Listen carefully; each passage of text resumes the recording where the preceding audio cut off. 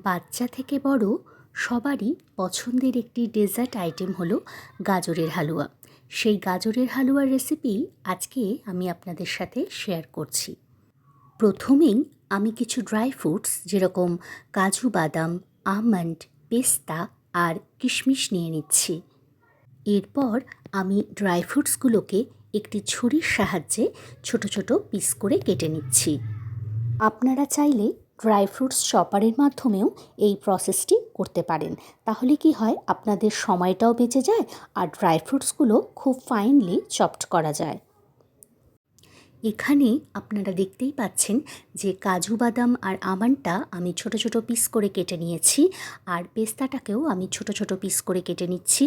একইভাবে কিশমিশটাকেও আমি ছোট ছোট পিস করে কেটে নিচ্ছি।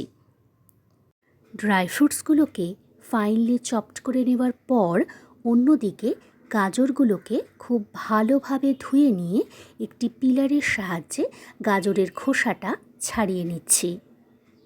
এবারে গাজরটাকে আমি টুকরো টুকরো করে কেটে নিচ্ছি।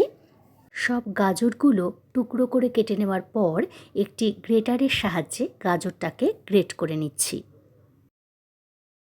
এরপর কড়াতে ঘি দিয়ে একে একে ড্রাই ফ্রুটসগুলো দিয়ে ভেজে নিতে হবে।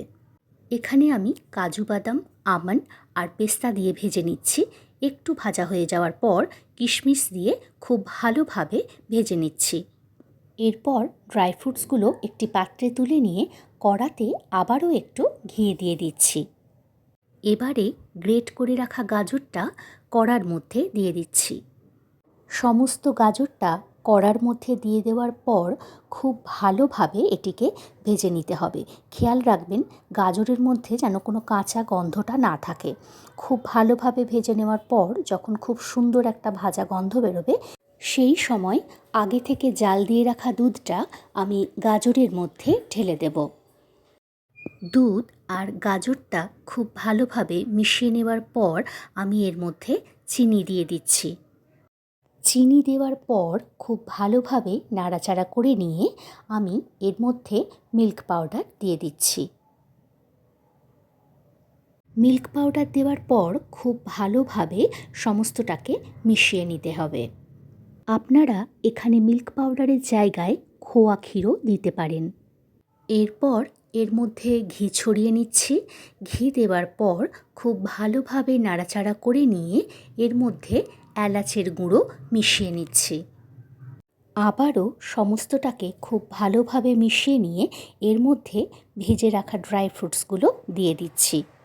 সমস্তটাকে খুব ভালোভাবে মিশিয়ে নেওয়ার পর যখন দেখা যাবে যে কড়া থেকে এটি ছেড়ে আসছে, তখন বুঝতে হবে যে আমাদের গাজরের হালুয়া পারফেক্ট তৈরি হয়ে গেছে।